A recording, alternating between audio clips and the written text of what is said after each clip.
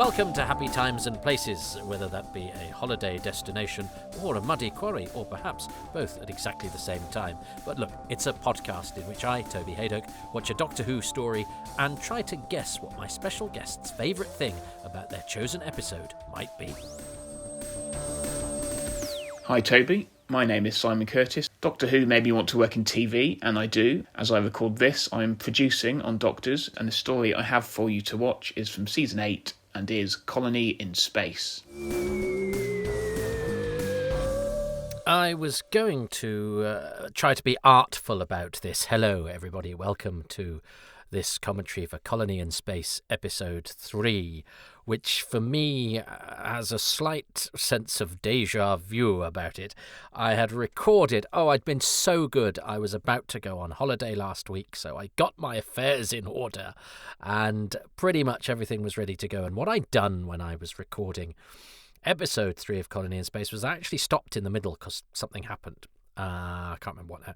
And then I started again, so I saved my introduction and the first 8 minutes of the episode, paused, saved it, of course you do, back up, then came back, carried on, and just as I was putting the finishing touches to it and trying to move it across my desktop and all of that, that wheel of death suddenly started spinning, and then it stopped. So I thought, I'll carry on moving it. What I should have done then was saved, but I didn't.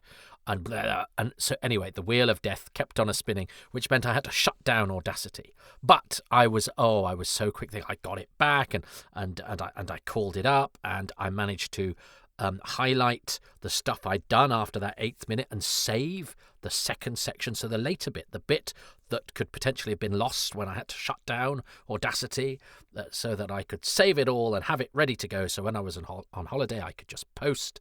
And I did. I saved that second section. Wasn't that clever of me? But for some reason, the first bit that I had backed up and saved, and I had saved as a blank line. And I've got no idea why, because nothing had gone wrong then. And I looked on Time Machine, I tried to get this. Anyway, it's gone, lost, like the UK proper videotape recordings of this episode. But I actually couldn't even save this on NSTC 525 lines or whatever. So I couldn't even rescue it in a compromised state. So what I was going to do then was I was going to record this beginning bit again and stitch it together, but I don't know. I think that for the sake of a sort of half an hour's worth of podcast, I've decided to just go from the beginning again, which is a shame because I seem to recall it was quite fun. And also, really annoyingly, it was finished. It was ready to go, that I could have just gone on my holiday because, and I don't want you to think I was going anywhere fancy. I've been now. I'm back. First thing I've done back from the holiday is have to do this again. I essentially went to Uxarius. I went to Anglesey and I enjoyed the Welsh coast. I do like it there, walking the dog, but I don't go to places with sun and cocktails, and I appreciate foreign culture, I really do, and I think it behoves us to travel the world and experience different cuisine and meet different people. But I quite like going places where there isn't anybody and I can just walk in the rain on the beach with my dog. And I did a lot of that. I took 8 books to read one of them. Kerry Elwes' account of making The Princess Bride, one of my favourite films. If anyone's interested, my sister got it for me for Christmas. I've discovered that's actually now a 10-year-old book, but I didn't realise at the time. I didn't know he'd written a book. But anyway, that was lovely. I meant to read more, need to catch up on reading. So anyway, I decided to go somewhere wet and muddy and not too far away. You see, that's what it's the travel that looms. So I sort of appreciate the Pertwee Doctor. I quite like, I'd love to have the excuse of just being say, well, I've been exiled here, I can't go anywhere. And again, not that I don't appreciate different experiences and culture, I just don't want to do it anymore because I just don't. Anyway, I like being in my cupboard talking about Doctor Who, which is what I'm going to do now. Did you need that? Why didn't I just do? I could have just done it again, couldn't I? I could have just said, here's episode 3 of Colony in Space. But I like to show my working. It's it's vain, actually, and it's needy to sort of go, I don't want you to just think I've made a nice podcast for you to listen to. I want you to know that I've toiled. I blame my parents for not giving me the approval that I needed, that I now go and seek from strangers, but also through hard work and toil. I don't get it just by making you something nice. You need to know, it's my mum, you see, she never cooked you food. She slaved over a hot stove. She needed to know that you'd suffered so that you'd be sufficiently grateful. So that's terrible, isn't it? What I've done there with my introduction is go, you should be, it's not just, hello, I hope you like my podcast, it's you should be bloody grateful for this. That's a terrible attitude to have. I'm so sorry. Anyway, let's get on and see what happens when we go on holiday. Essentially do what I've just done. Go on holiday to somewhere that's wet and slightly mucky and cold, but bracing. I mean, goodness me, I bet they had a bracing time of it when they were trying to establish their colony on the planet Uxarius. Let us see. And because of the delay, I think we've got a few extra comments, but I've read all these once before, but as I say, lost. So let's try again and see what our listeners who have availed themselves of being members of the Patreon page, which you can do for as little as £3 a month, one of the bonuses is that you get to comment on the episodes and I read them out, and you get to be part of a lovely back and forth and chitter-chatter. So Sabrina Tirabassi, who is from one of my old holiday destinations. I used to go to Italy with my now ex-wife because she was half Italian, and that was lovely. I loved going to Italy. I adore Italian food. I adore the sunshine, Sabrina. But I've forsaken you. Catherine, Shirley and I have been to Italy as well. But no, we forsook you for the Welsh coast, less than 2 hours away from here.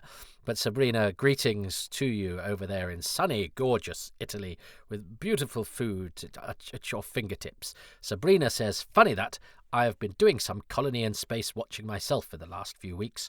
I guess I'll have to listen to your take on it too. Well, I guess you will, Sabrina, and no doubt you will be eating well and enjoying the sun while you're doing it. Nick Jocelyn Mellish says, I think you've nailed the ambience of colony in space perfectly there. Oh, thanks, Nick. It really is the Sunday afternoon of stories. This means that Nick listens to the post-credits bit. That is dedication, Nick, and I'm grateful. Not sure what others would come close. It does make me wonder, though, what the most Wednesday of stories is. The Lazarus experiment, perhaps? Or is that more of a Thursday affair? This is going to keep me pondering for some time. Well, of course, I always forget that a lot of the Davison era and the McCoy era were midweekers. I still think of Doctor Who as being Saturday, even though probably in my lifetime, up until the new series, Doctor Who was more often not on a Saturday, but because it was my default. It's that Saturdayness of Doctor Who. The most Wednesday story. What is the most Wednesday story? I would say, is Planet of Fire quite Wednesday?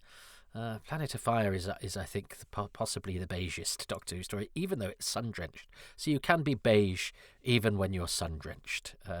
Maybe how's the beige over there in how done are things over there in Italy, Sabrina? John Hall says, I think the brain of Morbius is the most Wednesday of stories, in the Wednesday Addams sense at any rate. Oh, very good, John.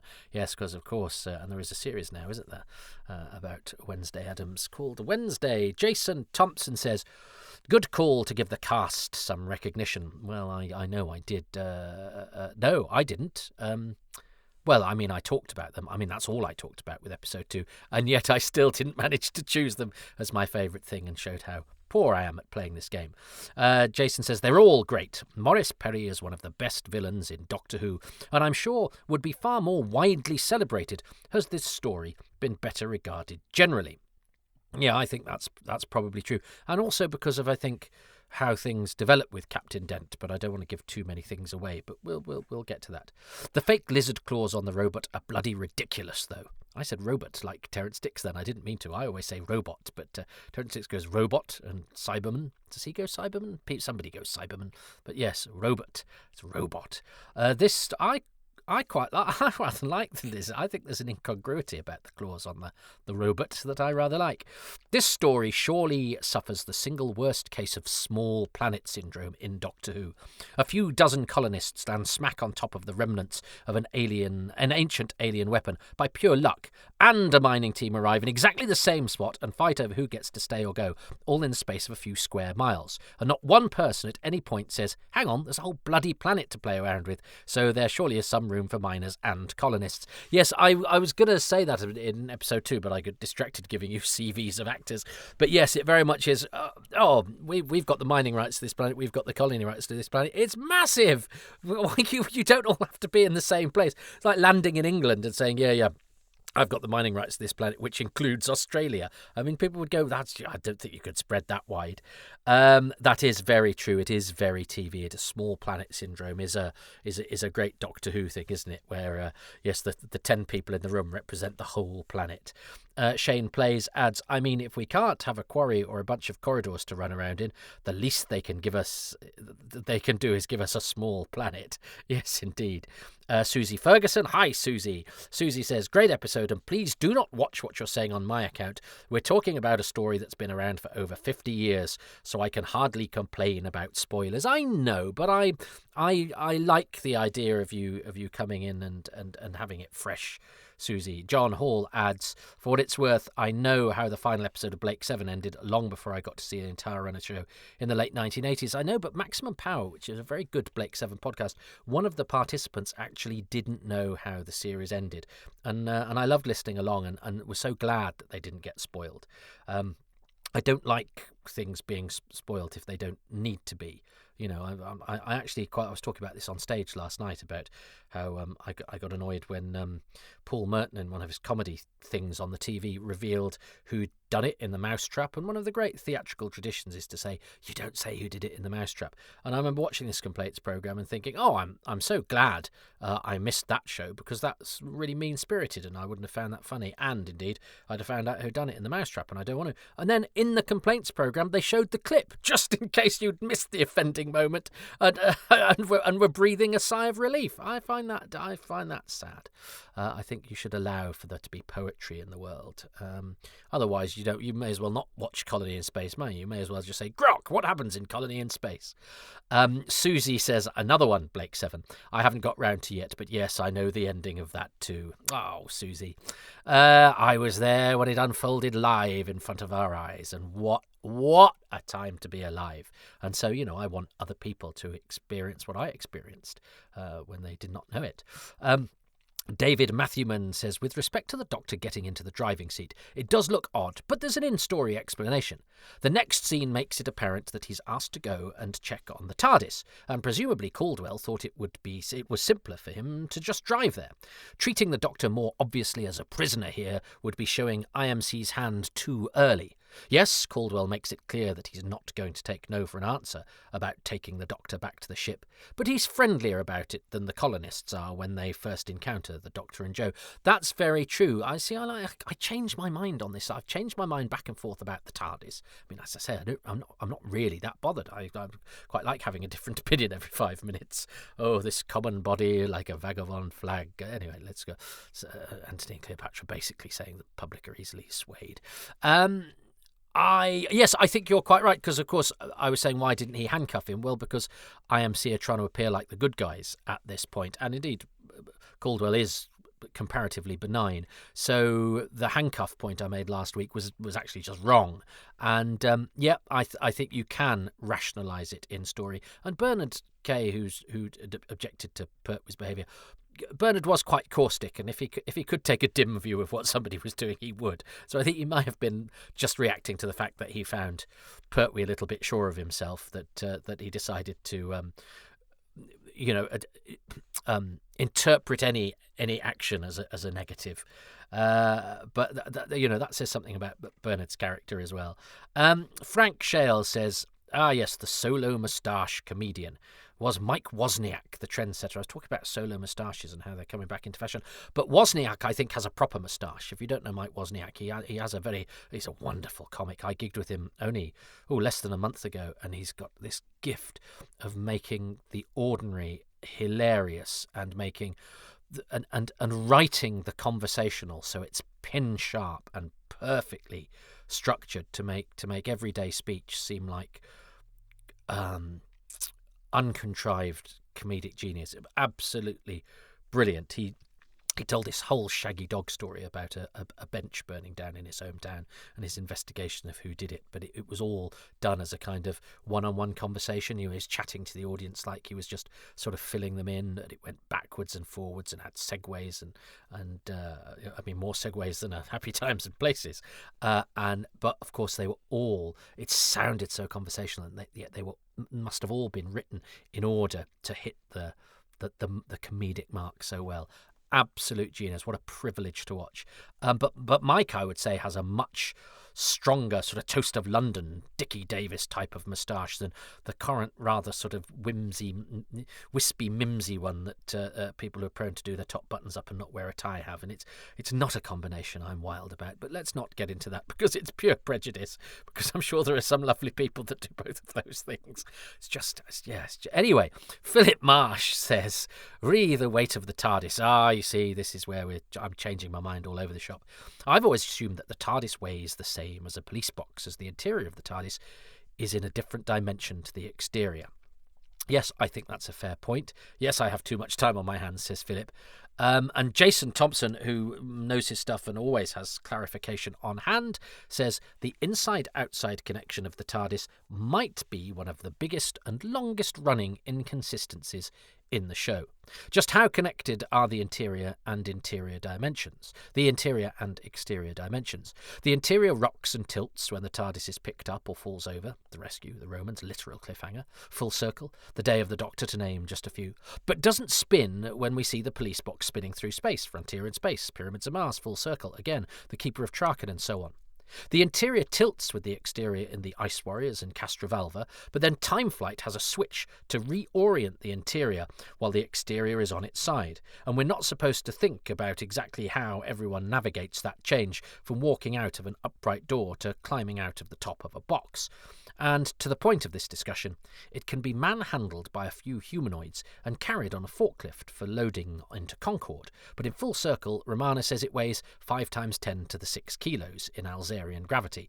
That's about 2 fully fueled Saturn V rockets, and yet it had just been moved by a few marshmen. And just to nitpick, says Jason, kilos are a unit of mass and are independent of gravity.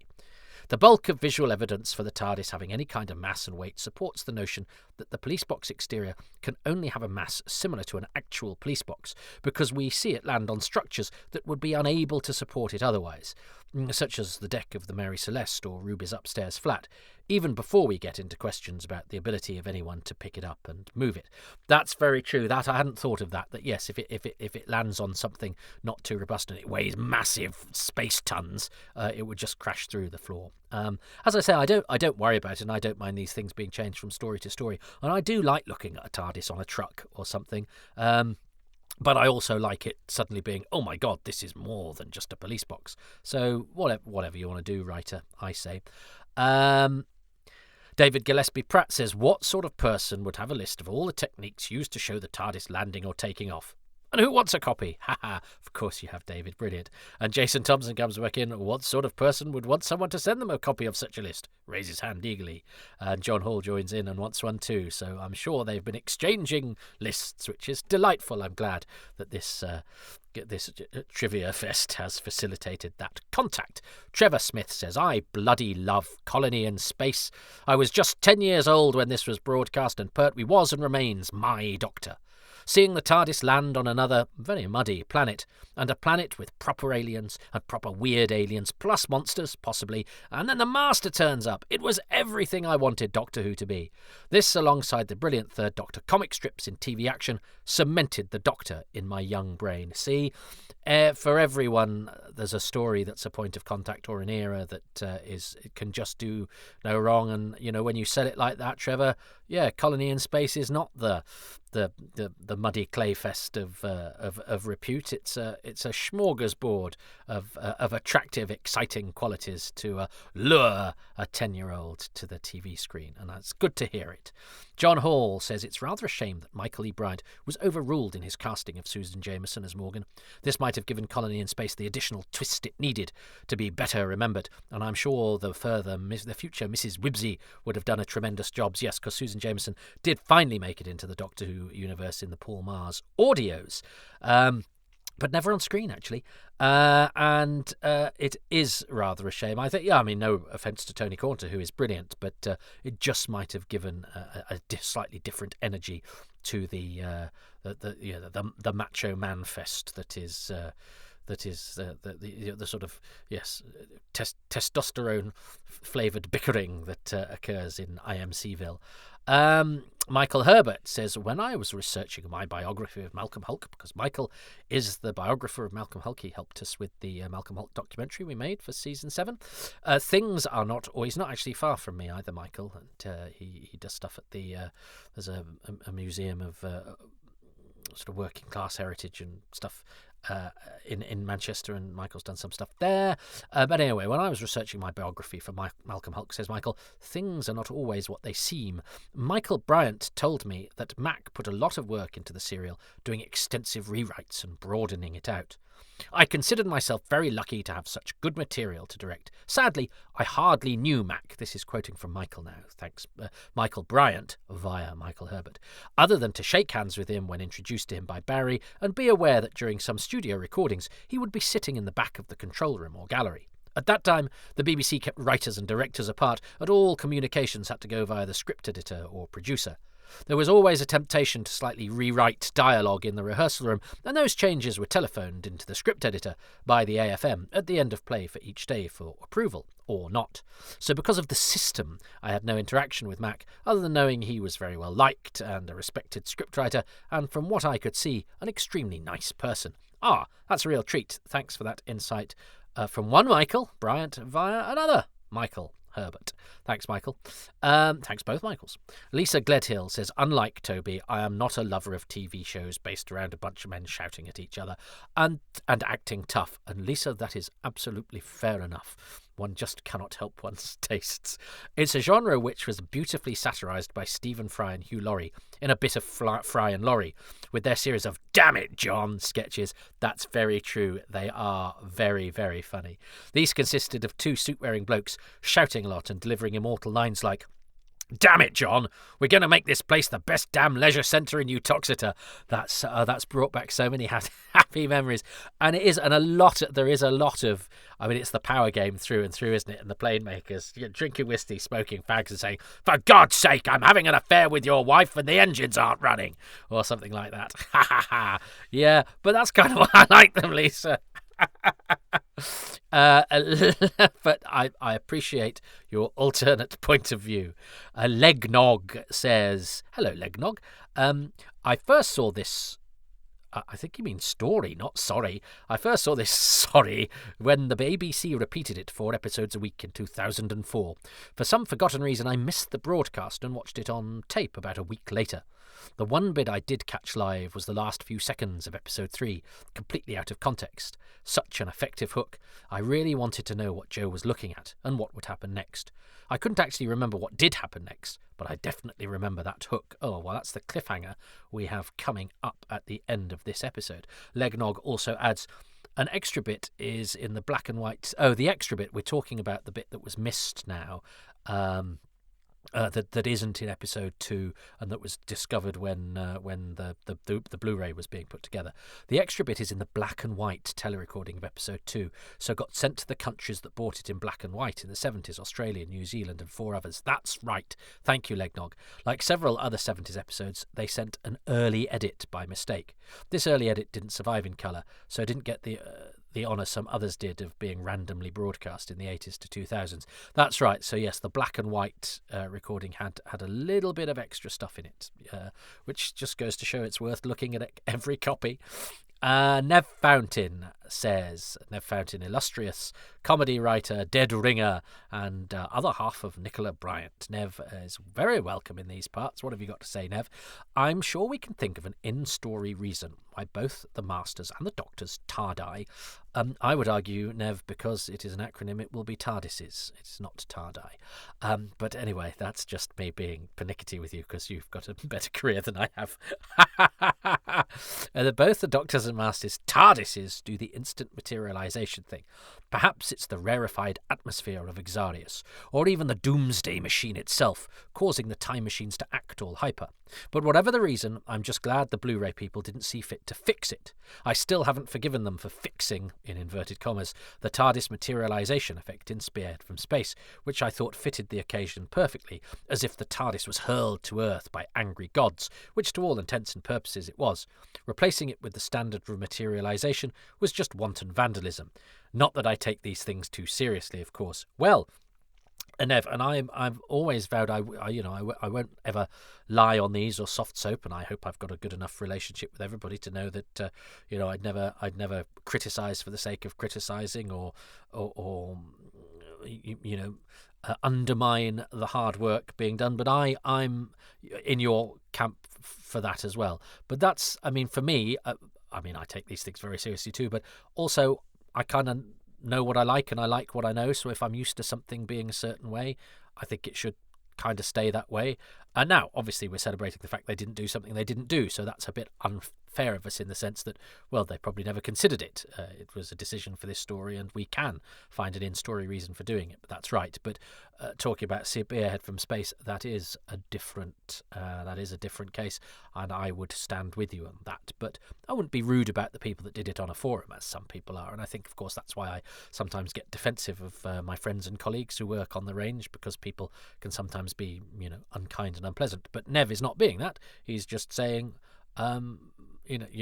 replacing that materialization was wrong. Well, he says wanton vandalism, but he hasn't called them horrible names for doing it. And I have sympathy for that, and I would probably come down on the don't interfere. Who says, don't interfere with me? Don't interfere. What? Simon McCorkindale in Quatermass 4. Anyway, that's a whole... I just had somebody in my head going, don't interfere with me. And that could have been any number of childhood memories. But let's not go into that. Nev Fountain comes back and says, talking about Colony in Space and its repertoire of fine recurring actors set me thinking, does this story hold the record for greatest number of actors who have appeared previously in Doctor Who or will appear in the future, excluding the regular cast and the Master? I count 9, though another Michael E. Bryant production comes close, Revenge of the Cybermen. That's got Tobias Vaughan, Mordrin, Mailer, Safran, Commander Radner, the Carcass, Davros and telegraphist Bowman. It also has a guard from the Time Monster, Melville Jones, who's the other speaking Cyberman, is a guard in the Time Monster. Which is 8, so 9, unless there's a Pat Gorman hiding inside a cyber suit. Yeah, but I would only ever, for these sorts of records, go for credited actors. So if Gorman is credited, he counts as cast. If he's not, he counts as an extra, and that way madness lies. I think you go for credited cast, unless you're being... otherwise it gets tedious. In fact, the only actor who didn't appear elsewhere in Doctor Who was our main villain, Mr. Kelman. That is correct in Revenge of the Cybermen. Any thoughts on a definitive answer? Off the top of my head, simply because of law of average, because of the number of episodes and so number of cast. Dalek Master Plan, let's have a think, has Brian Cant, who's obviously in The Dominators. It has Geoffrey Cheshire, who's in The Time Meddler. It has Kevin Stoney. It has Jean Marsh. It has Nicholas Courtney. Stoney and Courtney I would count definitely as guest actors in that. I'll maybe take Jean Marsh out of the equation, even though I would consider Sarah a dodgy count for companion. But let's say guest actors only. It also has Derek Ware, Walter Randall, so I'm on 6 even without Jean Marsh. It has Roy Evans. It has Terence Woodfield, so I'm up to 8. It has let's not count the Dalek actors either, because I think that gets a little bit. We have counted the Cybermen actors, but the Dalek actors were the same throughout the 60s. If you count the Dalek actors, that's definitely yes. But again, it doesn't get to the number of what's fun about these. Sometimes it's got John Harrington from this, so we're up to 9 there, and I haven't even got to the Christmas episode, which has got Clifford Earle, which has got Norman Mitchell. So Master Plan is high. War Games is also high, because you've got Terence Baylor, Philip Maddock, Edward Brayshaw, James Bree, Graham Weston, Tony McEwen, Richard Steele. I'm on 7 off the top of my head. David Saville. So we're up to 8 already there, and I haven't even got to John Atterbury. You got Clyde Pollitt, Bernard Horsfall, so up to 11. So I mean, War Games and Masterplan simply by number of actors. But yeah, if I had a proper sit down and think, but I think this is a good call, as is Revenge of the Sidemen, because of course Bryant doesn't only use people he's worked with as a director before. He also, early in his career, he works with people he's worked with as a production assistant before, because he knows probably who's been a good actor, who can do the job, who's easy to handle, who he therefore wants to make his job as a young fledgling director easy, which is probably why he's surrounded himself with a lot of his favourite actors here. And I know from speaking to Michael that Maurice Perry was one of his very, very favourite actors and did some of his favourite work for him. He loved Maurice's work. But that's a good. I enjoyed. Thanks for that. This Nev's and the comment I've got coming up from Jasper now were not on the. So this is that we have been blessed by the fact that my holiday was ruined by the fact I'd got a broken podcast hanging over me. Nev's and this next comment from Jasper you wouldn't have got them in the original commentary for Colony in Space episode 3, because I recorded it before these comments appeared on Patreon. So we do, out of something evil must come something good. So out of Audacity mucking up for me, we now have Jasper, who says, "Hi Toby, I've been a bit behind on the podcast lately, so this is the first time I've listened to Happy Time and Times and Places in ages. I've had so much fun. Best commute in weeks. It has been a few months since I watched this one. I'm on a reboss operation this week, loving the intergalactic conmen, hurrah. But good taste, Jasper. But my main memory is that I wasn't that interested in the concept when I came to it. But then, well, Malcolm Hulke. Between his character work and his twists and his big lizards, I consistently loved his writing all through the Pertwee era. As for Pertwee, it's funny that you mention his tetchiness and his masculinity, and the era maybe being a bit too 70s man at times, because that's exactly what I was worried about when I started season 7. And I swear to God, this is not just an excuse to mention it, but that is genuinely one of the things I got from the Ambassadors of Death. Jasper is a big, unapologetic fan, quite rightly, of the Ambassadors of Death, by the way. I could see his tetchiness through a new angle. I'm stuck on Earth with these stupid idiot humans, and I don't want to get too close to them anyway, because that's just going to get them into trouble. However, if one of them actually works with me and is sensible, then I might just find his space controller shtick endearing rather than annoying. And remember that I love these precious idiot humans, even if they drive me mad. Oh, look, it's Liz. I actually really care about her, and I'm in a slightly better place to show it now. The bit about the female villains, though, wow, that is something I knew was true but did not know until today. Too much for the dads, ha ha ha. I was walking along the street laughing like an idiot because that is hilarious. Looking forward to listening to the rest of the episodes. Jasper, always a pleasure to hear from you, Jasper.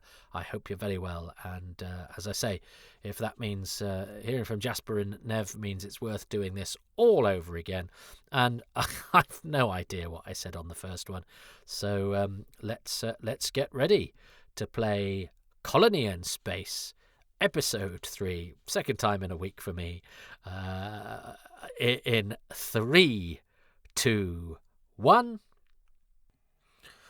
And so, of course, I've now got to try to put out of my mind what I did on the last one, which, of course, I'm now, in my head, is the best ever episode of Happy Times and Places ever.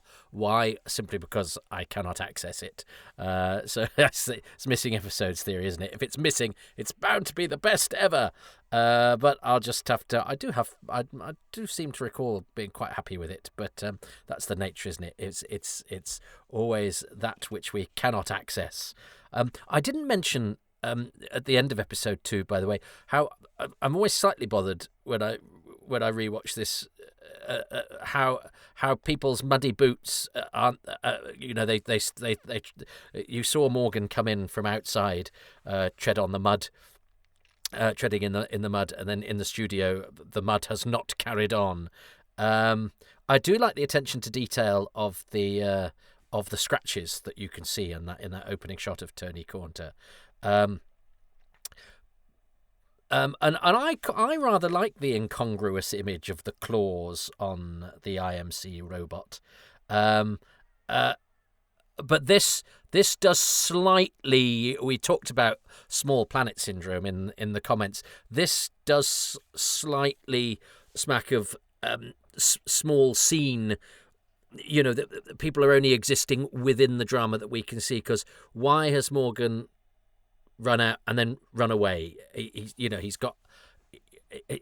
still got the advantage, I would say, even if he hung out and waited for the Doctor to exit. But it's like he's run off, so the Doctor can take care of what the Doctor needs to get to. So then that world sort of stops. Doctor Who very rarely does that, but TV dramas can do it where as soon as somebody leaves a scene, that's kind of it. They then have no influence until, in this case, he's back with the IMC man. It doesn't quite translate that the Doctor kicking the gun out of his hand would make him, I think, disappear. But here we have. I've been thinking a lot about John Ringham lately because I'm doing, for Too Much Information, I'm doing The Aztecs, in which he is so different as Tlatoxel. He was very well known to me when I was growing up as Penny's dad in Just Good Friends, but he's a lovely, lovely actor, and he's perfect for Ash, I think. I do like the IMC costumes. I think they're very good, and this they like this shot, don't they, of the back of the heads of the piloting. But Maurice Perry's hair, it's a terrible cut. It's a terrible brushing it forward like that. And I can imagine the sort of brushes that they had in those days. I've still got my granddad's shaving kit actually that has an old-fashioned brush that's sort of flat thing that you brush down, and it sort of sticks your hair down. I don't even own a hairbrush. I don't even own hair. It's probably just hair envy. Where Maurice Perry's egregiousness in her suitedness department is, I'm incapable of producing nothing. Here's Pat Gorman. Pat Gorman alert. I remember this shot always being very good for if I wanted a screen grab of Bernard. And in fact, there was one of those because I think he'd gathered a few, or he'd been given a few. Maybe a fan had let him have a few, but because there was one in a frame at his after his funeral. The lights have gone off, of course, because they've got problems with their electricity, so that gives this a nice gloominess. And the characterizations here are very good. The characters drive a lot of this story, and that's Malcolm Hulke's great skill. Because Winton is an odd character in the sense that he is on the side of the angels, but he is kind of responsible for a lot of the crap that happens because he's the very definition of hot-headed. But he's obviously meant to be the sort of young Juve lead hero type. I love the Maurice Perry's ability to not ululate. He has a deliberately sort of flat delivery, which conveys the emotion that he needs to convey without him seemingly going for histrionics. I think he's a brilliant actor. He's one of those great understated actors, Maurice Perry. He has a wonderful, and he's because as I knew him a little bit later in life, he was quite sort of cantankerous and cheeky. And at a much higher register, his voice had gone up an octave or two in very old age. Did I say? Let's see. I'm now worrying. I can't remember what I said on episode 2 and on the episode 3, the original episode 3. But it's worth that Maurice was an old friend of Bernard Kay's, and they lived in close proximity to each other, and they're both in, because Maurice, of course, is in the Survivors episode about a mad dog, about somebody who gets bitten and gets rabies, and that's Maurice, and he's being hunted by Bernard Kay. So Maurice is the goodie and Bernard is the baddie, and Bernard filmed that episode just after the death of his wife Patsy, and it was a very, very difficult time for him.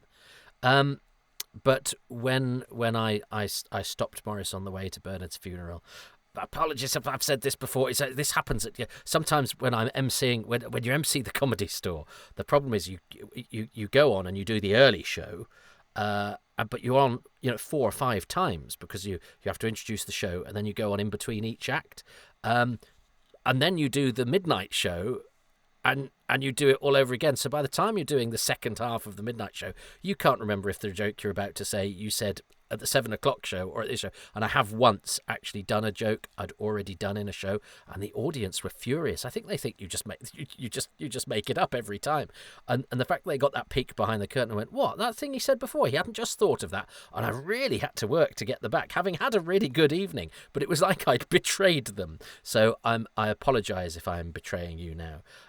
But it is a good story that Morris said of Bernard. Was he only 86? Morris was 89, I think, at this point, and I said yes, and he cracked into a very smile of victory.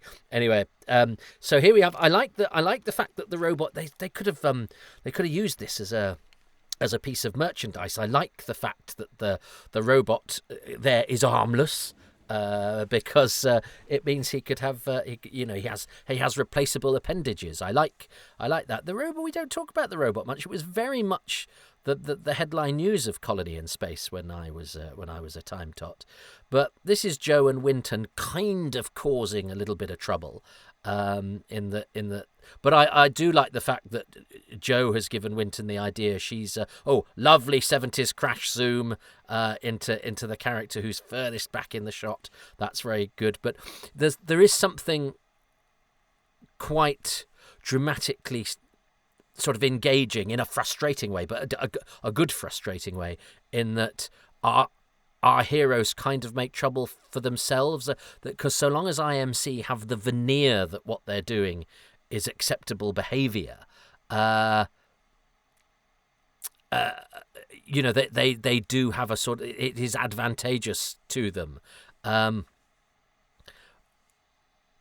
but also they can do this behind the scenes sort of negotiation stuff, which means they can show their true colours. But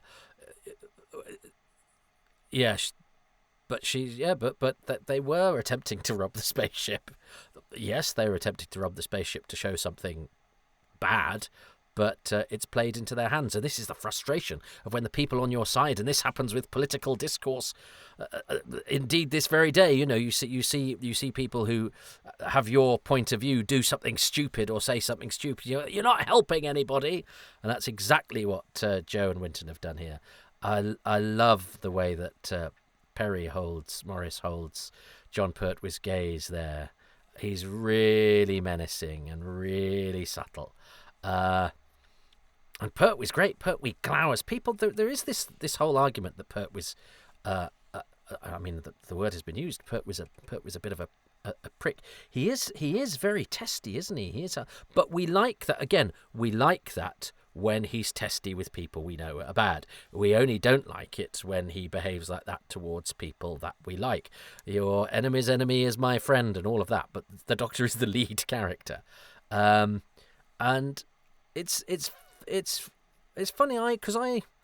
Did I ever see him as when I was younger? I mean, he is sort of impatient, isn't he? But he kind of gets away with it because you don't want him to be. Because otherwise he'd be... I mean, look at his hair. Look at his costume. Otherwise he'd be sort of very... I mean, he is quite camp. Is he camp? I don't know. It's difficult with camp. Because I was going to say, because I'm not a camp person. Surely sometimes I can sometimes teeter on the brink of campness myself. But of course, but because of the way that he looks, he needs to kind of have some bolshiness to go with it. Otherwise, it would be he'd be flouncing around the universe. This is the sort of stuff I used to sort of rather like as a kid. They've been very clever. They've got the oil from the bomb, and then they use it to get the thing off. That's all quite fun. That's all engaging adventure stuff. And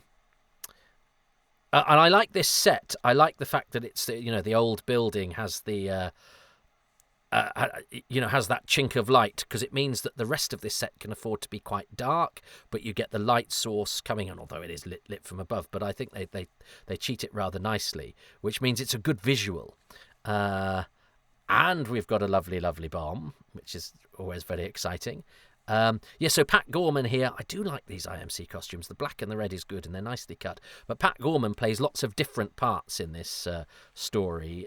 He's Primitive and Voice in episodes 1 and 2. He's this IMC man. I think he's called Long in this episode. He plays a colonist next week, I think. And this is, you really think he's killed Winton there. So as security guard Alan, this is Stanley McGee, who has sadly just died. Stanley McGee gives great guard for Michael E. Bryant because he's also one of the guards in the Sea Devils. He's the one that warns Trenchard just as the Sea Devils are attacking the prison.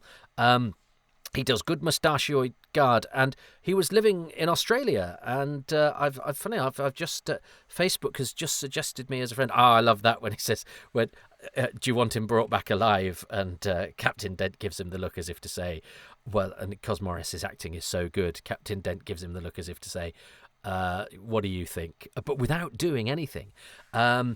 Yes, Stanley McGee sadly just passed away in Australia, and Facebook suggested him to me as a friend. I think because obviously I've been typing messages to my friend Ben Jolly, with whom I chat about the death of Doctor Who actors, and I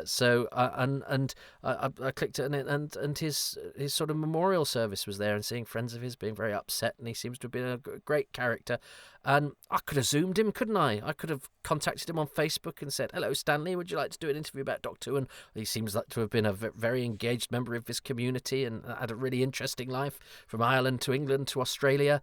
But now, sadly, no, he's no longer with us. And he was there hiding in plain sight. I think I knew he was there, but you don't. I always think with Winton's costume, it's sort of exposing a bit of his back, but it's not. It's the colour of it, but it looks terribly drafty. Anyway, I really like this moment because Winton is escaping, and I'm presuming you're not supposed to be 100% sure who that is. I mean, it's not 100% clear here. Because I mean, yes, I know he's got a moustache and he's by Caldwell's tent, but you don't get a close up. I think deliberately to sort of tease you. So I think if you're a kid watching, you got I think that's the nice one, but it at least teases you just a little bit, so that you're actually with these guys going, "Oh, are they gonna catch up with him?" And it helps to sell it that from their point of view, their quarry, and Nicholas Pennell has admirably thrown himself about in the mud. But yeah, it's a lovely moment because we kind of hope that Caldwell, even though he's still in the clutches of IMC and is still doing his job, still has enough residual kindness and decency to do the right thing, and he's placed to do throughout the story. He never, he's not 100% of a turncoat. He's got divided loyalties. But I think that's a lovely moment because it's a great character beat for him. It's a great dramatic part of the story. It looks like Winton's, for it, and then you have this nice little twisty moment where he's got to the end of the line. Oh, and look, there's blood. There's blood on Caldwell's hand there. It's not very often you see your actual blood in Doctor Who, so that's quite good and realistic. I like this scene when I did. When I was doing the end of year tribute, I think it was the first one I did. Was it the first proper one I did? And I used this clip to illustrate Bernard, who of course was in 4 Doctor Who's of this, which this is the last. And yeah, Nicholas Pennell, the other, who's gets top billing in episode 1 until he is usurped, quite rightly, by Bernard. And this is. This is an illustration in the book where Caldwell says, this is Duralinium. That's one of the illustrations in the book. Although Caldwell doesn't have a moustache in the book, they reduce the moustache. I love the way he says, "Get your people off this planet." There's real goodness there. He's resigned, but he's decent, and he's a cog in the machine. Whereas Winton comes out and he's sort of justified in what he's doing, and we've given him this sort of impetuous character, and you need people who are that sort of determined and brave in order to survive as a as a vulnerable colony. You also need somebody who is decent and kind and a negotiator like Ash. But of course, the two characters are the two characteristics are both very different and rub each other up the wrong way. And there's what's good about this is there's a truth to, well, there's an absolute truth to the characterizations, but there's a validity to both of their approaches. And you think, well, the colony probably needs both sets of those people. Dr. John Pertwee and Bernard Kay, and I like all this this stuff that we have with working out bonuses and how much do you do for money. He's just trying to get on with his job. Do we get involved? Do we raise our head above the parapet? These are age-old stories, and we see them even now. How much does one commit? And as one gets older, sort of think, do I just keep my head down and try and live an easy life? And sometimes people who stick their head above the parapet could be really annoying and self-righteous. So it's a hard negotiation, and I think we imagine being all of the different variations of that in order to work out what sort of person we are. And I think Bernard manages to be somebody who can't make up his mind, but who isn't, irritatingly indecisive. That's a thing that tapes are much noisier in the old days, because that tape wouldn't have made that noise in real life. So there is an adjudicator arriving, which brings us to another element of the plot. Pat Gorman's brushed his hair forward as well, and Cornter has. Everybody brushes their hair forward in IMCville. My IMCV, is that what they call it, do you think? I'm proffering my IMCV. See, he's showing a little bit of backbone and steel, which I like, but he still has that element of uncertainty. It's a very multi-layered performance, and I really like it. And I love the way that Dent doesn't lose his temper. He just does it okay. He doesn't seethe or anything like that. He's working out what to do next.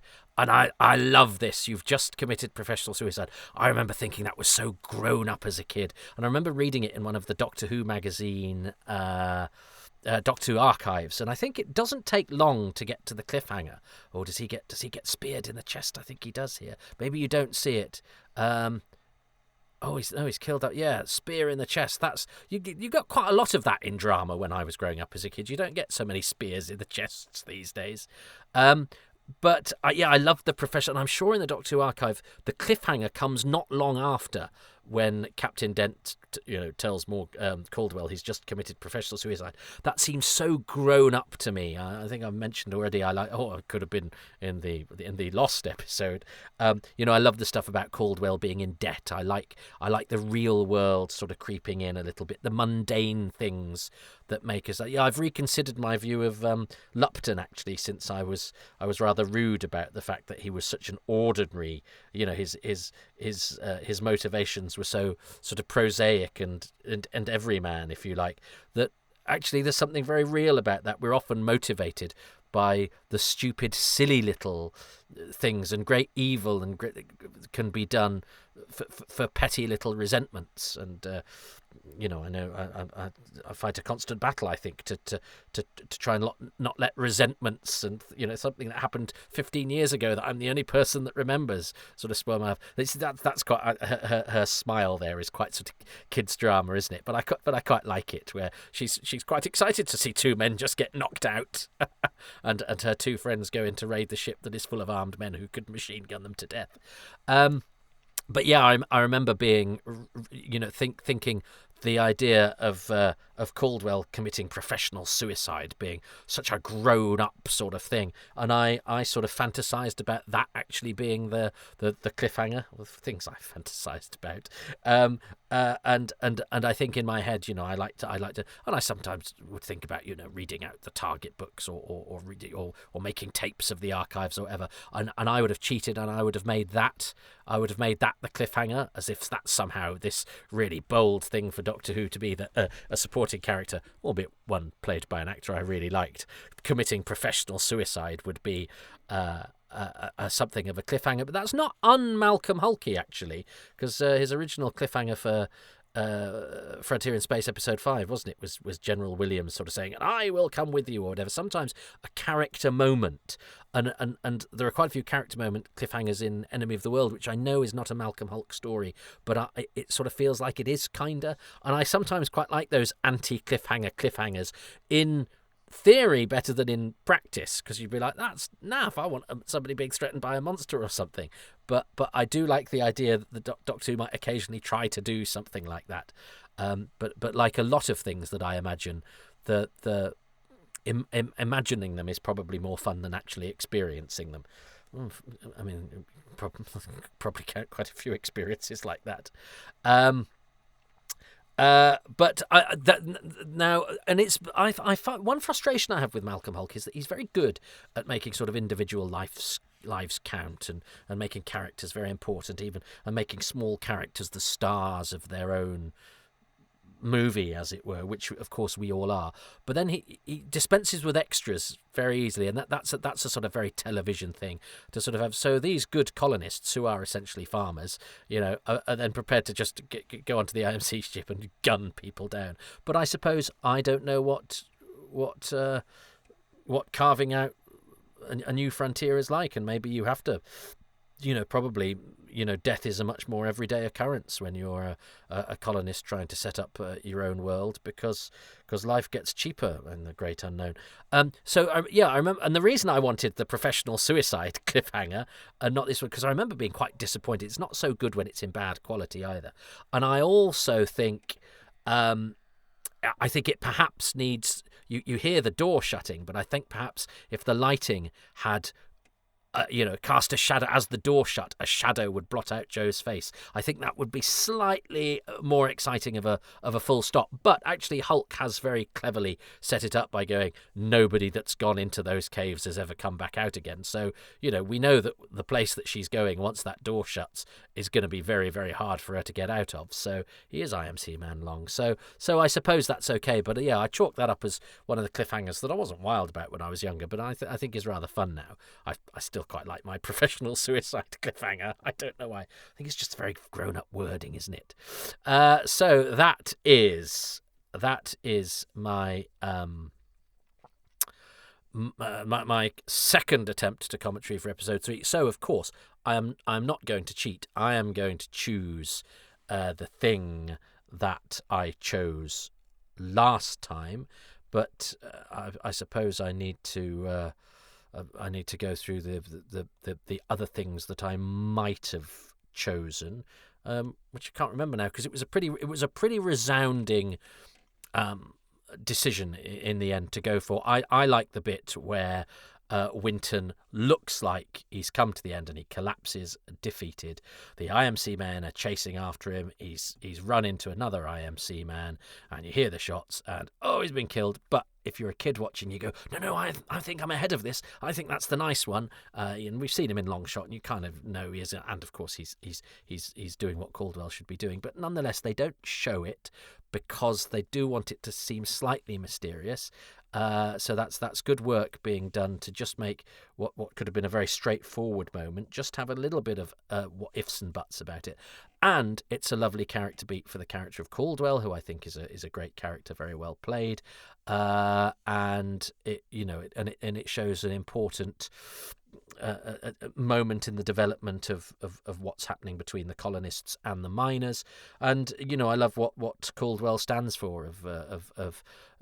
Do we look after our own interests, or do we do something brave? And there he takes the initiative and does something brave, at great personal risk to help somebody he doesn't really know. And I like the fact that the characters are quite layered, because Winton is a bit of an arse in places, but they're all likable enough actors. This is what I love about actors from this time. They all have qualities where, even though they do things that are slightly annoying or slightly frustrating, there's an integrity about them, which means you kind of accept them on their own terms.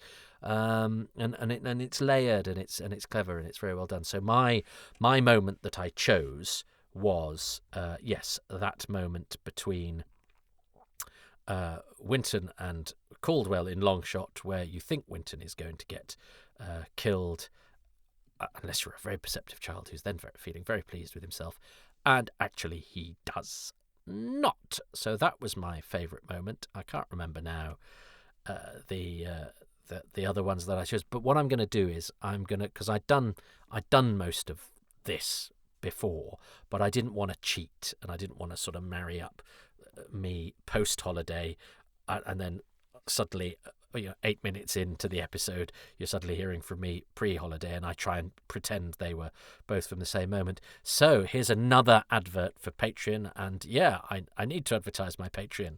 It's how I fund doing these podcasts. So on Patreon I'm gonna put at some point the abandoned, the lost, the half-missing episode of Happy Times and Places that has my original commentary on Colony in Space, and let's see how much I repeat or don't. But anyway, Colony episode 3, what has my guest, well, I know, but what has my guest Simon chosen? Has he chosen that bit where Caldwell saves Winton? Because that's my favourite bit. It speaks very much of what Malcolm Hulke does, and this has often got a reputation for being a series of machine gun fights here and there, and there is a bit of repetition of that sort of stuff, but I think the Norton subplot gives another dimension to that. The arguments between the colonists themselves, namely Ash and Winton, make it a bit more three-dimensional. The whole setup of IMC, there are layers within the goodies versus baddies. But anyway, what has Simon chosen as his thing for episode 3? My favourite thing about episode 3 of Colony in Space is the writing of Malcolm Hulke. He's got so many different characters in this story, and each and every one of them is clearly well drawn, and you quickly know who they are and how they fit in, both on the IMC side and on the colonist side. It would be very easy for some of these characters to be sidelined, but they aren't. And so the collective group of characters in Colony is a fascinating one. It's great dialogue all the time, particularly for the Doctor, and Winton has some cracking one-liners. So, since writers often get left behind, and he wrote so many great stories, including my absolute favourite, The Sea Devils, Malcolm Hulke is my favourite thing about episode 3. Oh, well, that's a great call. Malcolm Hulke is one of the great Doctor Who writers.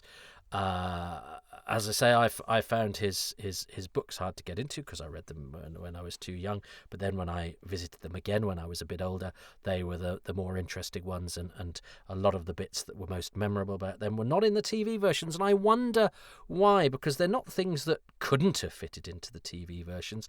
Maybe they were deemed to be, maybe he just came up with them after the event, or maybe they were thought to be too thoughtful and character based when a bit of action would do. But I can't see any of his stories not benefiting from some of the things he comes up with after the event. So I would always recommend reading a Hulke book if you only know the TV version. And of course, that there is something about watching the TV version having come from the book, which is initially disappointing. But now, as I'm a bit older and the book's receded my memory a bit, it means that I'm now getting used to the TV versions on their own merits rather than because of how they differ from the books. And of course, seeing things that they have that are unique to the TV versions that are fascinating and interesting. And this story has so many layers.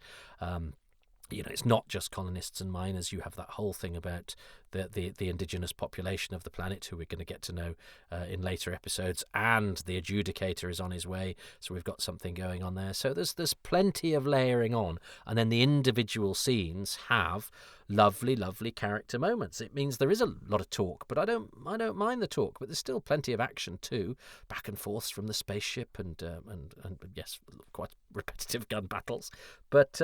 It's still maintaining my interest, and I think, I don't know, I just think the fact that it's the colour scheme and the moustaches that have done for poor old Colony in Space. And I suppose the rest of the season is more colourful and probably more fast-moving.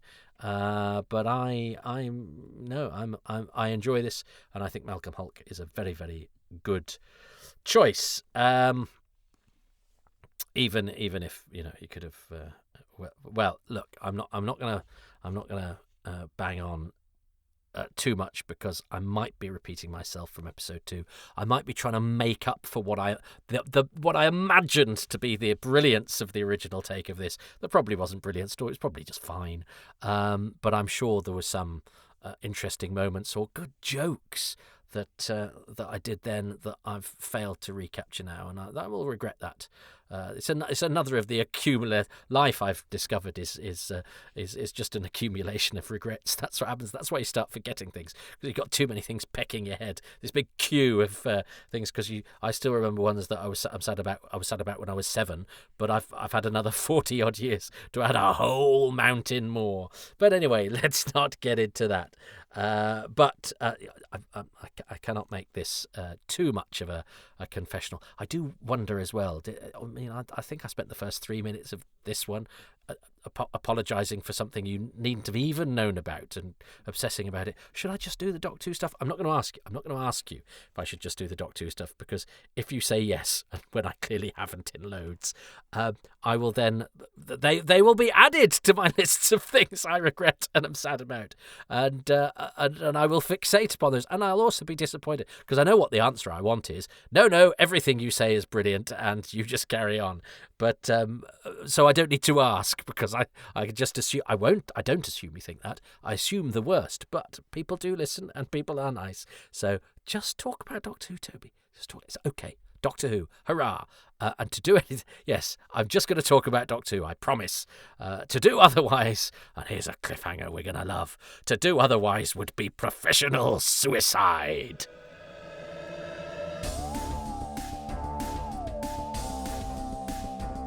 Thanks so much for listening to Happy Times and Places, which is presented by me, Toby Haydock, and my special guest, Simon Curtis. I'm grateful to Simon and to the patrons who make these podcasts possible, and they include Michael Harvey, Dave Hoskin, Richie Howarth, Robert Jewell, Paul Jones, Andrew Jordan, Andrew Jolly, Christopher Joyce, Jess Jerkovic, Rich King Byatt, Andy Kitching, Ashley Knight, Clive Lewis, James Lark, Lisa and Andrew, Gavin McLean, Steve Manfred, David Matthewman, Jason Mayo, Ross McPhillips, Stuart Mitchell, Nathan Moore, Ian Morgan, Matthew Newton, Graham Knott, Dave Owen, Adam Parkin, Ken Patterson, Melvin Pena, Jonathan Potter, Kevin Parker, Scott Pride, Dylan Reese, John Rivers, Jim Sangster, and Keith Say.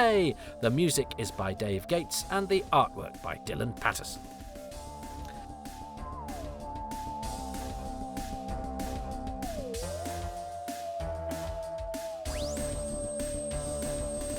If you would like your name listed on the credits, that is one of the bonuses that you get for being a patron by going to patreon.com/Toby Haydock. There you get usually 3 releases a week. Every release is available to even the lowest tier, the lowest paying tier, which is £3 per month. And so for £3 you usually get a good 12 or so bits bobs. Not 12 podcasts, but sometimes you get bits from behind the scenes of my DVD and Blu-ray work. You get interviews from my archive. You get bits of my stand-up comedy. You get a monthly exclusive AMAs, and there's also an exclusive podcast that's an accompaniment to Too Much Information called Far Too Much Information. And also all of these podcasts are far further ahead in the release schedule on Patreon than they are elsewhere. There is a free level of entry to the Patreon, which is something they have added. I haven't quite got my head around that yet. I have bunged a few things there because I don't want the people there to not be getting anything, but I haven't quite worked out, because obviously the reason I have the Patreon is so that people can support these things in a way that makes it financially viable for me to do so. So I don't want to be giving stuff away, but that also doesn't mean I don't appreciate the people who are lending their support by hanging around. So I've got to work out what to do with the free guys. So please bear with me. Your patience is appreciated. You can also support these financially without a monthly commitment by going to kofi.com/Toby Haydock and just making a donation whenever you like. But you can support these in other ways, notably by liking, by subscribing, by going to my YouTube channel and clicking on the releases there, and anywhere that you find these, giving them 5 stars and a few lines of review. That really, really helps, and I'm grateful.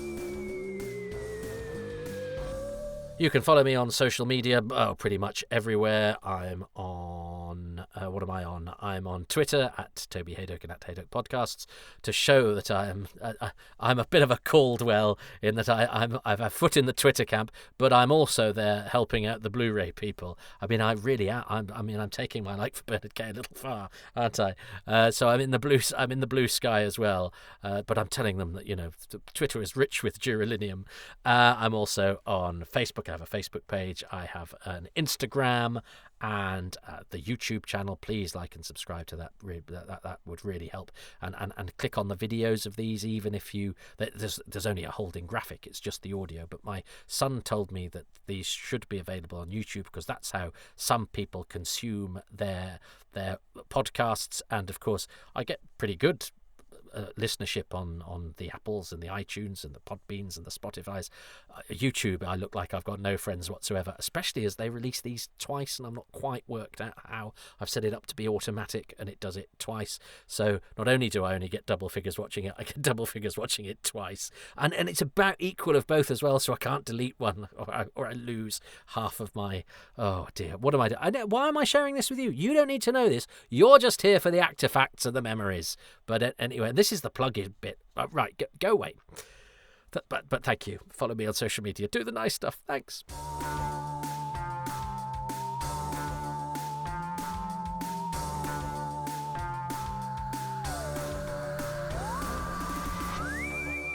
Right. I've been on holiday. I'm now behind because I've been on holiday, especially because just before I went on holiday, it wasn't a fancy holiday, by the way. As I say, it was 5 days in Anglesey on the Welsh coast, and it was largely rainy, but I ate ice cream because I'm allowed, and I did read a bit of a book. This was supposed to be, you were supposed to listen to this. Well, this was supposed to go out automatically, and you'd be listening to this going, oh, he's gone on holiday, and instead you're now listening to it slightly later than planned after I've come back from my holiday. But anyway, there we go. The best laid plans of colonists and IMC. But there we go. So that's my second attempt at that. I suspect it didn't have the luster of the first go, but that can't be helped. Audacity ate my homework, ate my podcast. But it's very frustrating that, as I say, I'd managed to save the bit that should have been lost, and then the bit that I had saved and was safe disappeared by damn bad luck. Oh well, there we go.